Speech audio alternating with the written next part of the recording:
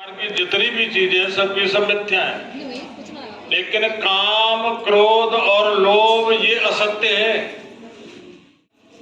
कभी थे, न कभी हैं, न कभी होंगे। और बीमारी यही है। को तुम छोड़ने लगोगे ना, तुम्हारी बुद्धि अपने आप तुम्हारे लक्ष्य की तरफ बढ़ती चली जाएगी, अपने आप ऑटोमेटिकली। क्योंकि जो ज्ञान होता है बाहर से नहीं आता, बाहर से तो ओनली नोटिफिकेशन, सूचनाएं मिलती हैं, ये है, वो है, ऐसा है, वैसा है। लेकिन ज्ञान जो होता है भीतर से आता है। हमारे वेदांत में एक सूत्र आता है, मैं वेदांत का विद्यार्थी रहा हूं, फिलोसफी भी पढ़ी है, तो शंकराचार्य जी के वेदांत से पहले उसको मेरा ऑप्शन था।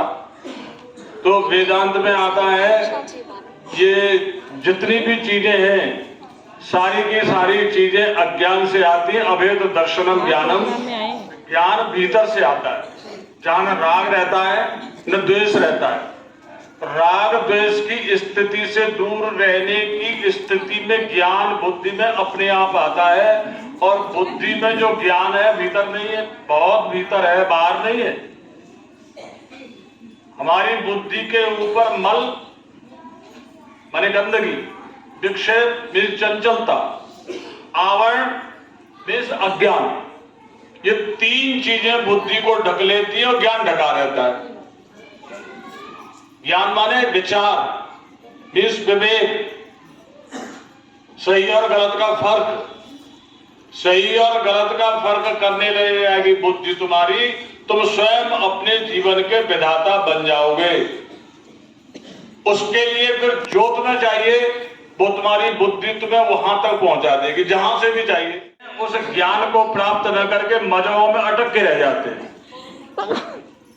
किसी ने कोई मजहब पकड़ लिया, मजहब को नहीं पकड़ना, अपने लक्ष्य को पकड़ना, टारगेट को पकड़ना, एम को पकड़ना है। आपका लक्ष्य क्या है? शांति। इस मिशन का सबसे बड़ा जो लोगो है वो मैंने यही देखा, ओम शांति, ओम शांति, ओम शांति। और जितने भी मजहब है, सनातनियों के क्या मतलब है? ओम शांति। बौद्धों का क्या मतलब है, मकसद है? ओम शांति। जैनियों का क्या मकसद है? इसको मोक्ष कहते हैं, निर्वाण कहते हैं, मुक्ति कहते हैं, या ईश्वर प्राप्ति कहते हैं, या जो कुछ भी नाम कुछ भी ले लो, लेकिन सब चाहते हैं कि हमारा चित्त शांत रहे। और चित्त शांत रहने की मतलब है जब तक चित्त की अशांति की वजह नहीं समझ में आए। और चित्त की अशांति केवल और केवल राग और द्वेष होते हैं। विचारहीनता से ये सारी चीजें पैदा होती हैं। अगर आप विचार करने लग जाए, विचार करने के लिए कोई ग्रंथ पढ़ने की जरूरत नहीं है, किसी कॉलेज स्टूडेंट बनने की जरूरत नहीं है। आप जितना जानते हैं उस हिसाब से विचार करिए। जैसे आपको भूख लगी है तो इतना तो आप जानते हैं कि भाई मेरे लिए, मेरे शरीर में कौन सी चीज नुकसान करेगी, कौन सी चीज फायदा, सब जानते हैं। बता कौन नहीं जानता है? कोई आदमी है जो ये नहीं जानता कि मुझे ये चीज नुकसान करती है? और दूसरी बात यह है कि नुकसान करे या फायदा, लेकिन जो फालतू चीजें उन सबको छोड़ देना चाहिए। कम से कम जिस चीज से हमारा पेट भर सके, भूख दूर हो सके, या हमारी जीवन की कोई भी जरूरत कम से कम में और कम से कम सब में पूरी हो सके, उस काम को सब। कि वो सौभाग्य की बात होती है जब बच्चे पिता का जन्मदिन मनाते हैं। और गीता में भी एक बात लिखी गई है, हम सब पढ़ते ही आए हैं कि तुम मुझे मेरे द्वारा ही जान सकते हो, और कोई है ही नहीं जो मेरा इंट्रोडक्शन या मेरा परिचय दे सके। जब तक स्वयं परमात्मा इस सृष्टि पर ना आए तब तक ना हमें स्वयं का परिचय और ना ईश्वर के बारे में जानकारी। तो कहते हैं परमात्मा जब इस सृष्टि पर आते हैं तो सबसे पहले वो हमें हमसे ही मिलाते हैं कि आप कौन हो, कहां से आए हो और कहां। अलग अलग विधि से याद भी किया है और उस पिता से हम संबंध भी जोड़ते आए हैं, उसे याद भी करते आए हैं। लेकिन कि हम उसे याद तो करते हैं, हम उससे प्यार भी रखते हैं, लेकिन मन एकाग्र नहीं होता, मन ईश्वर में नहीं लगता। उसका कारण क्या है? उसके लिए परमात्मा ने कहा है कि जब तक तुम खुद को नहीं जानोगे खुदा को नहीं जान सकते। यानी गोपेश्वर। आज जब हम सारे धर्म पिताओं के इतिहास को देखते हैं तो सभी धर्म पिताओं ने किसको याद किया है? शिव को किया है। किसी ने ज्योति के रूप में किया है, किसी ने शिवलिंग के रूप में किया है, लेकिन सभी ने अपनी अपनी विधि से किसको याद किया? शिव परमात्मा को। जब हम इनके जितने भी धर्म पिता हैं, श्रेष्ठ महान आत्मा है, जब इनके इतिहास को देखते हैं, मम्मी मेरी मैं बनूंगी रामा कुमारी, मम्मी मेरी मैं बनूंगी रामा कुमारी, पापा से के। ओम शांति, ओम शांति। मंचासीन आज के हमारे सभी अतिथिगण, सेंटर कहते हैं ज्ञान की तो जीवन में और दुनिया में कोई कमी नहीं है, अपने जीवन में एक ही, क्योंकि आज हम सभी उस परमपिता परमात्मा को भिन्न भिन्न नाम से याद करते हैं। कोई किसी देवता के रूप में से याद कर रहा है, कोई किसी देवी के रूप में याद कर रहा है, लेकिन सबका लक्ष्य यही है कि भगवान से हमारा मिलन हो जाए। परंतु भगवान क्या चीज है? लेकिन भगवान हमसे दूर नहीं है। क्यों? क्योंकि मंदिर में हम सब कहते हैं तुम्हें माता च पिता तुम्हें और तुम्हें बंधु च सखा तुम्हें। परमात्मा हमारा पिता है, माता है। तो जब हमारा माता पिता है और अगर हम उसे सब संबंधों से याद करें या जिस भी संबंध से उसे याद करें तो उससे हमें सर्व प्राप्ति हो सकती है। आज भी जब हम भगवान को याद करते हैं, उसके पास चाहे कितने भी साधन हो, सुख सुविधाएं हो, धनवान हो, बुद्धिवान हो, अगर जीवन में सुख नहीं है, शांति हमें कहाँ से मिलेगी? शांति मिलती है हमें शांति की साधन परमपिता परमात्मा शिव को याद करने से, और सुख भी हमको उनको ही याद करने से मिलता है। लेकिन जानना यह है कि कौन सा सुख मिलता है, और वह सुख है कौन सा? अतीन्द्रिय सुख, जिसको कहते हैं कि जब की संबंध है उसको जाने, पहचाने और उसे याद करें, तभी हम भगवान से कुछ भी प्राप्त कर। कि बिन मांगे मोती मिले और मांगे मिले ना, करते आए भक्ति में मांगते तो आए ना। भगवान हमें शांति दे दो, सुख दे दो, खुशी दे दो, ये दे दो, वह दे दो। और आप सब जानते हैं कि मांगता कौन है?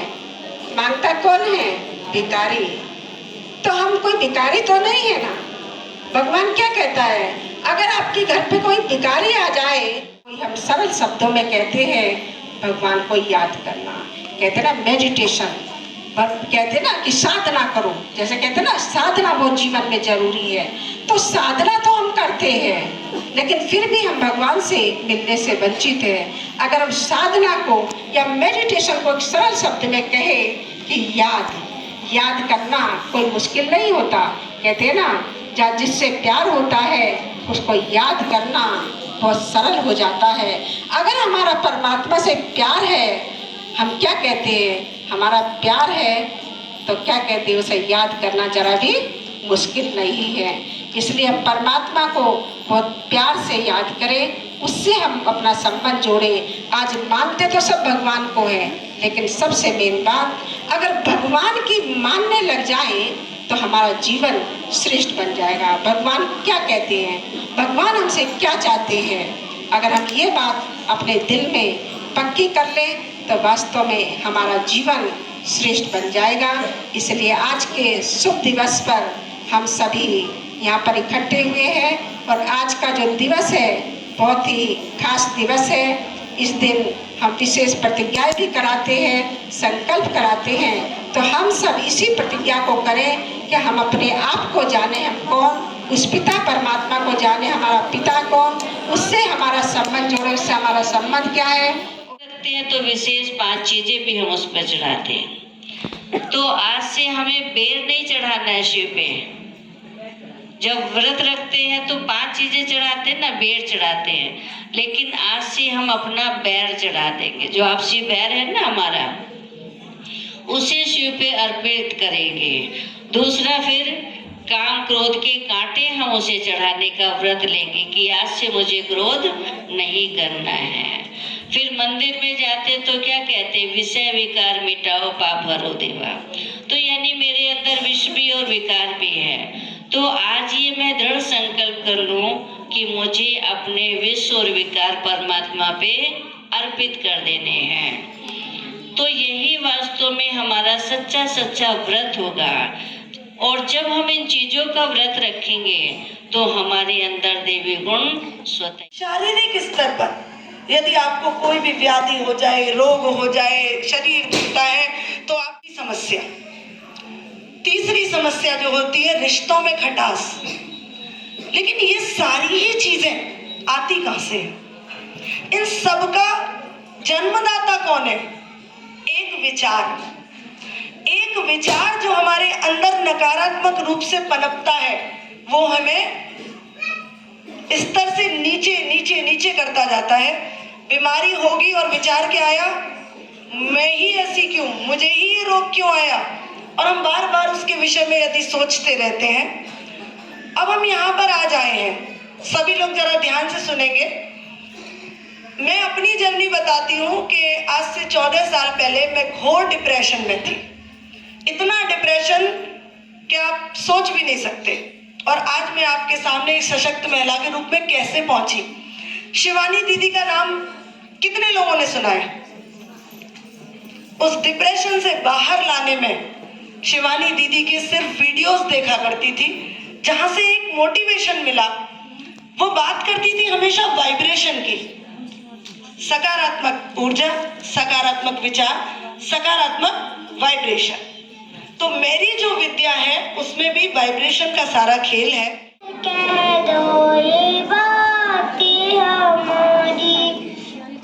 पहनूंगी अब सफेद वस्त्र ही मन को डुबा, पहनूंगी अब सफेद वस्त्र ही मन को डुबाते, रंग बिरंगे कपड़े ना मेरे मन को सवाते, रंग बिरंगे कपड़े ना मेरे मन को सवाते, मुरलीधर की मीरा नूंगी सबकी लाए दुलारी, मुरलीधर की मीरा नूंगी सबकी लाए दुलारी।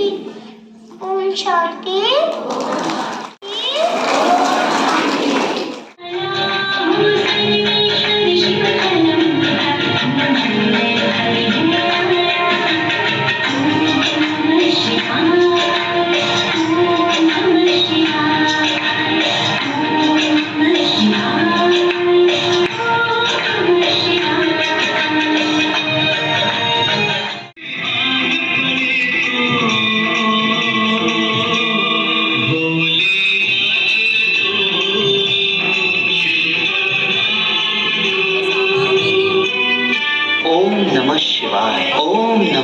हे कल्याणकारी महादेव, अपनी करुणा सदा ही हम पर बनाए रख। बाबा, आज आपकी शिवरात्रि पर मैं सबको खूब प्रसाद बांटूंगा और सबकी दुआएं लूंगा। अपना आशीर्वाद सदा ही हम पर बनाए रखना बाबा।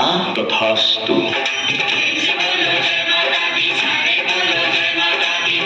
आया है तेरे द्वारे ओ माता शेरावाली, जो भी आया है तेरे द्वारे ओ माता शेरावाली, तूने सबको दिए सहारे, तूने सबको दिए सहारे ओ माता शेरावाली। भक्त के ऊपर सदा अपना हाथ बनाए रखना और मेरे घर परिवार में सदा ही सुख शांति बनाए रखना। माँ, मैं आपका भोला भक्त हूँ, भोला बच्चा हूँ, सदा अपना हाथ मेरे सर पर बनाए रखना। भूल चूक भी माफ करना माँ, माफ करना।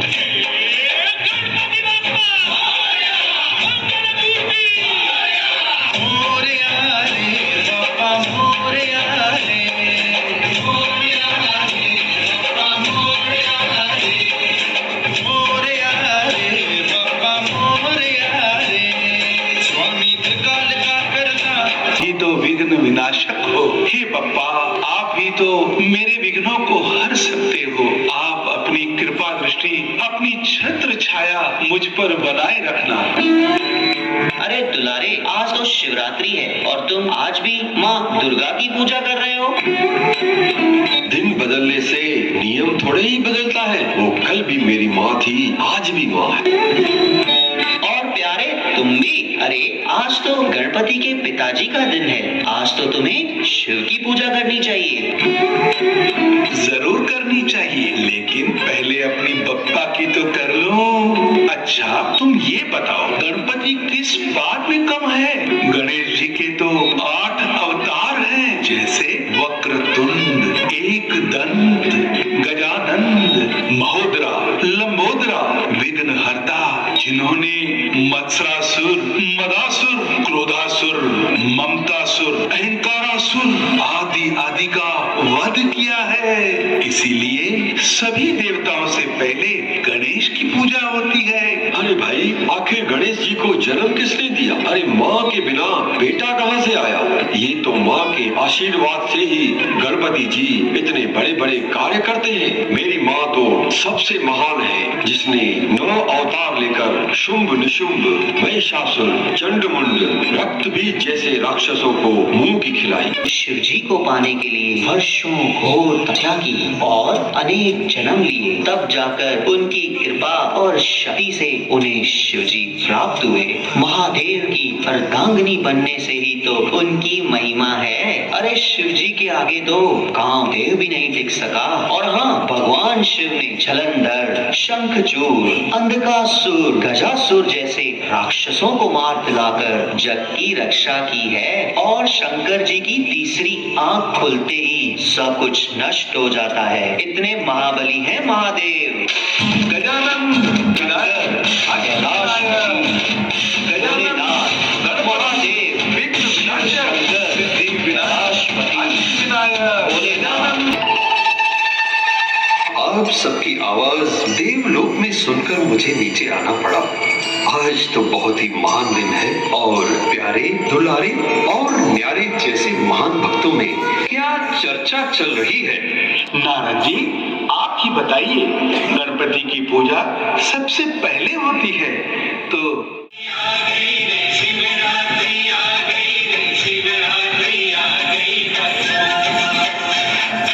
हम शिव के, शिव हमारे, स्वामी सेवक का नाता है ये।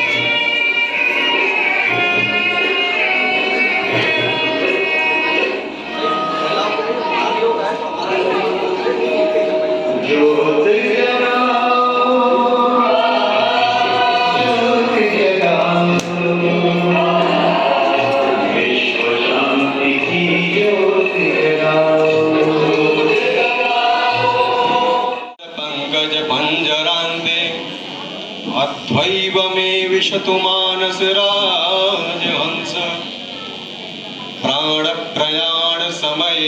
व्यक्ति के जीवन में है, अगर आप किसी से भी पूछ लेना हाथ पे, अपने हृदय पे हाथ रख करके, तो वो यही कहेगा कि मुझे भी दुख है कोई न कोई बात का, भले ही वो बाहर से दिखे जरूर, कहे कुछ भी, लेकिन दुख है। तो सुख कब हमें आएगा? सुख तभी आएगा जब हम अपने मन को अपने चित्तात्मा श्री शिव के चरणों में लगा देंगे। जब हम उनका ध्यान करेंगे तो हमारा जो चित्त है, आप सभी बहनों के माध्यम से जन जन में प्रचारित हो रही है। धर्म का बहुत अच्छा प्रचार प्रसार हो रहा है। और इन्हीं शब्दों के साथ आप सभी का मैं एक बार फिर से आप सभी को प्रणाम करते हुए अपनी वाणी को। ज्ञान में है, लेकिन भक्ति का फल है ज्ञान, जो स्वयं परमात्मा हमको देने आया है। और उस फल को पाकर ही हमारे जीवन में सुख, शांति, आनंद और प्रेम की बहुत जन्मदिन की और शिव जयंती की शुभकामनाएं। मातृशक्ति देवो भव, कहते यत्र नारस्तु पूजन्ते रमन्ते तत्र देवता। जब नारी की पूजा होगी तो देवता अपने आप वास करेंगे। परमात्मा शिव ने ब्रह्मा के माध्यम से हम सभी आत्माओं को जागृत किया, क्योंकि वो ज्योति जागृत है, और हम सबको जागृत करके मातृशक्तियों को आगे बढ़ाए। इसलिए देखो आज मातृशक्ति ज्यादा बैठी है। तो आपको बहुत बहुत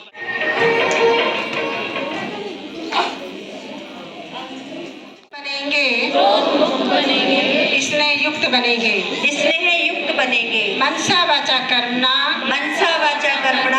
कभी किसी को ना दुख देंगे, ना दुख लेंगे, सदा सुख देंगे, सुख लेंगे, अपना समय संकल्प, तन मन धन ईश्वरीय सेवा में सफल कर अपने जीवन को श्रेष्ठ बनाएंगे। सदा शिव बाबा की श्रीमत का पालन करेंगे। अपने श्रेष्ठ कर्मों से विचारों से शिव बाबा का नाम रोशन करेंगे।